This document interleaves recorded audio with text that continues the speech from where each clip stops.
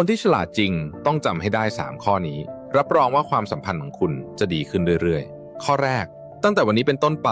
เมื่อเจอเรื่องที่กระตุ้นอารมณ์ให้ปิดปากไว้ก่อนเพราะปัญหาส่วนใหญ่ล้วนออกมาจากปากทั้งนั้นอย่าอวดว่าตัวเองฉลาดข้อ2เมื่อคุณประสบความสำเร็จอย่าเอาไปประกาศให้คนทั้งโลกรู้อย่าดึงดูดความอิจฉา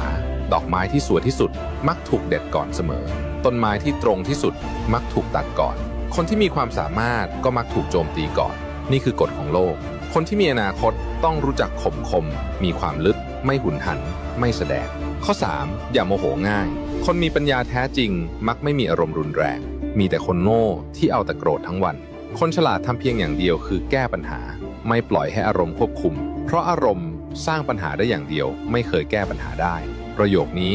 จำไว้ให้ขึ้นใจถ้าอยากดึงใครสักคนเข้ามาใกล้ให้ขอให้เขาช่วยเรื่องเล็กๆอยู่เรื่อยๆแล้วค่อยให้ของขวัญเล็กน้อยตอบแทนทำไปทำมาความสัมพันธ์จะดีขึ้นเองเพื่อแนะนำงานให้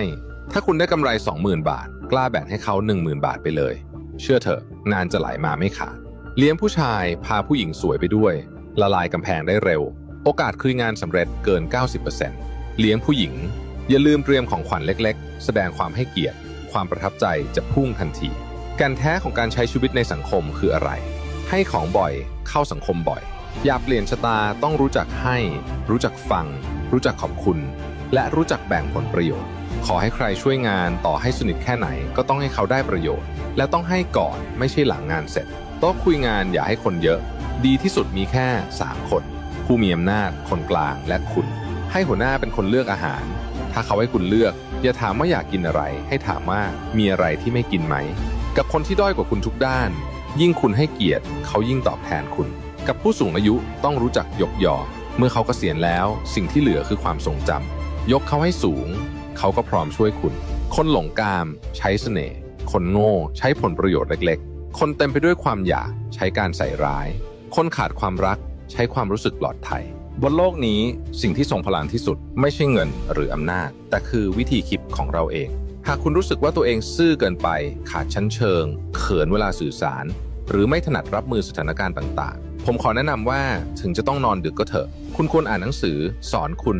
800กลยุทธ์จิตวิทยาให้จบสักครั้งอ่านวันละ2 หน้าคุณจะค่อยๆกลายเป็นคนที่พูดเป็นทำเป็นและเข้ากับคนเป็นโดยไม่รู้ตัวเมื่ออ่านจบคุณจะรู้เลยว่าที่ผ่านมาเราทำงานด้วยความตั้งใจแต่ไร้กลยุทธ์ไม่ใช่ว่าคุณไม่เก่งแต่คุณยังไม่เคยได้เรียนรู้ประสบการณ์ของคนที่มาก่อนหนังสือเล่มนี้ไม่เพียงสอนกลยุทธ์แต่ยังสอนมุมมองชีวิตการเข้าใจผู้คนและการวางหมากให้ถูกจังหวะเผยให้เห็นภูมิปัญญากลยุทธ์กว่า 5,000 ปีของโลกตะวันออกมันไม่ใช่อาวุธทำร้ายใครแต่คือปัญญาที่ช่วยคุณป้องกันตัวเองและใช้คนให้ถูกทางหากคุณเข้าใจเนื้อหาในเล่มนี้จริงๆอีก3 ปีข้างหน้าชีวิตและการเงินของคุณจะเปลี่ยนไปอย่างสิ้นเชิงไม่ใช่ว่าเราไม่พยายามแต่เพราะเรายังไม่รู้กฎการเอาตัวรอดของชีวิตหนังสือเล่มนี้คือกุญแจที่ช่วยคุณเปลี่ยนชะตาได้ถ้าชีวิตนี้จะอ่านให้จบแค่เล่มเดียวก็ควรเป็นเล่มนี้เด็กหนุ่มอ่านเร็วก็ลดความหลงทางไปหลายปีคนวัยทำงานอ่านก็ยังมีโอกาสเปลี่ยนชีวิตได้ทันเวลาถ้าไม่เริ่มอ่านตอนนี้แล้วจะรอถึง